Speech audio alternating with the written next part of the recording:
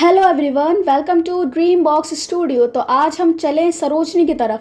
Metro में जैसे तैसे करके हम बैठ तो गए। उसके बाद जब हम सरोजनी मेट्रो स्टेशन पहुंचे तो हमने देखा कि ये सारा क्राउड सरोजनी मार्केट की तरफ जा रहा है, जिसे देखते ही मेरी हालत ख़राब हो गई। ओह, मैं तो भूल ही गई थी कि आज संडे है, ये क्राउड तो होना ही था। इतनी भीड़ देखकर मैंने सोचा कि मैं अपने कदम वापस ले लूं, लेकिन दिल है कि मानता ही नहीं, क्योंकि मुझे अच्छे और सस्ते कपड़े तो लेने ही थे।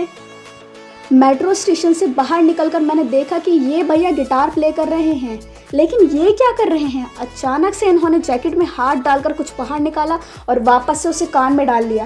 खैर, चलो आगे बढ़ते हैं। हम पहुंचे फाइनली सरोजनी मार्केट के मेन गेट। उसके बाद हम पहुंचे शॉप नंबर 193, जहां 200 की सेल लगी हुई थी। अंदर जाकर ये टॉप जब मैंने देखा तो ये 250 का था। उसके अलावा मुझे ये येलो टॉप पसंद आया, जो कि बहुत ही प्यारा लग रहा था, बट इतना भी अच्छा नहीं लग रहा था। अरे, ये तो फंस कर ही रह गया, छोड़ो। फिर ये भैया ग्रे टॉप हटाकर मुझे ग्रीन टॉप शो कर रहे थे, बट मुझे इतना पसंद नहीं आया क्योंकि मेरा दिल तो इस येलो टॉप पर ही अटका हुआ था।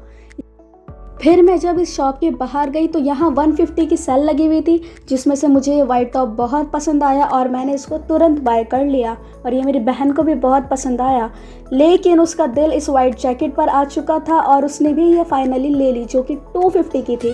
फिर हम गए पैंट्स की शॉप पर और यहाँ सिर्फ 200 की सेल लगी हुई थी। फिर हम गए शॉप नंबर 198, जहाँ पर बहुत ही प्यारे प्यारे टॉप मिल रहे थे, जिसमें से मुझे एक रेड टॉप बहुत पसंद आया, लेकिन ये मेरी मम्मी को बिल्कुल पसंद नहीं आया, तो उन्होंने मुझे लेने से मना कर दिया। लेकिन मैंने सोचा चलो क्यों ना एक वीडियो ही शूट कर ली जाए। लेकिन जब मैं वीडियो शूट कर रही थी तो ये भैया मुझे बहुत अजीब तरीके से देख रहे थे, जैसे पता नहीं मैंने कौन सा गुनाह कर दिया। मैंने देखी ये बहुत ही प्यारे प्यारे से बैग। फिर मैं जब थोड़ा आगे बढ़ी तो ये जैकेट सिर्फ 250 और 350 की सेल में थी, लेकिन ये शॉल्स तो बहुत ही प्यारी थी जो 250 की सेल में थी और इसकी क्वालिटी बहुत ही अच्छी थी।